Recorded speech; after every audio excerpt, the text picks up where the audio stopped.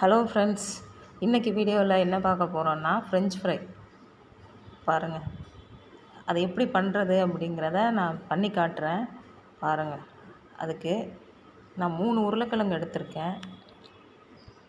அதை நல்லா தோல் உரித்து வச்சுக்கிறேங்க. தோல் உரிச்சிட்டு இந்த மாதிரி கட் பண்ணி வச்சுருக்கணும். கொஞ்சம் நல்லா பொடுசாக கட் பண்ணி வைங்க. அப்போ தான் அது பொரியிறதுக்கு நல்லாயிருக்கும், கிரிப்ஸியாக இருக்கும். ரொம்ப தின்னாக போட்டிங்கன்னா அது வேகிறதுக்கு ரொம்ப நேரம் ஆகும். அதனால் இப்படி வெட்டி எடுத்துக்கிறேங்க. இப்போ பச்சை தண்ணியை ஊற்றி கழுவி எடுத்துட்டு சுடு தண்ணியில் கொஞ்சமாக உப்பு போட்டு கலந்து இந்த கட் பண்ணதை பச்சை தண்ணியில் கழுவிட்டு இதை இந்த ஹாட் வாட்டரில் போடணும்.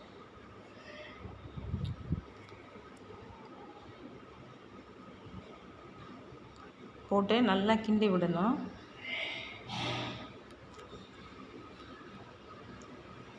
இப்போ ஒரு துணியில் அதை எடுத்து போட்டுருங்க. ஏன்னா தண்ணி வடிகிறதுக்காக நம்ம அப்படி பண்ணுறோம். தண்ணியோடு போட்டோம்னா அது ஆயிலில் போடும்போது தெறிக்கும். அதனால் நல்லா ட்ரை ஆனதுக்கப்புறம் நம்ம பொரிச்சா நல்லாயிருக்கும். இப்போ எண்ணெயை ஊற்றிடலாம். இப்போ கட் பண்ணி வச்ச நம்ம பொட்டேட்டோவை இந்த எண்ணெயில் ஒன்று ஒன்றா போடலாம். அதை கலக்கமாக போடுங்க.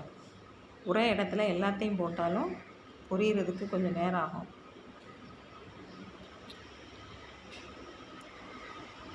அடுப்பை கொஞ்சம் மீடியமாக வைங்க. ஃப்ளேம் ரொம்ப வைக்க வேணாம். கொஞ்சம் ஸ்லோவாகவே பண்ணுங்கள்.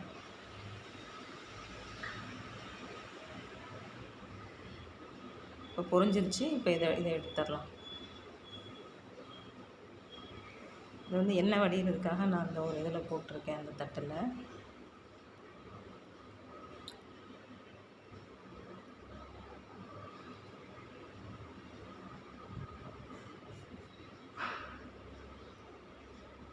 இப்போ திருப்பியும் நம்ம கொஞ்சம் டீப்பாக ஃப்ரை பண்ணிடலாம்.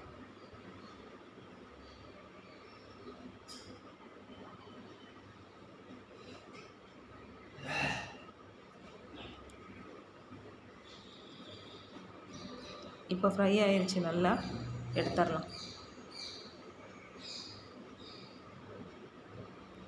ஃப்ரெஞ்ச் ஃப்ரை ரெடி ஆயிடுச்சு ஃப்ரெண்ட்ஸ். பாருங்கள், இது கூட நம்ம சால்ட் ஆட் பண்ணிடுங்க.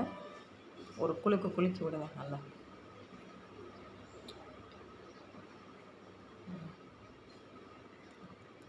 இப்போ நீங்கள் சாஸ் கூட வச்சு சாப்பிட்லாம்.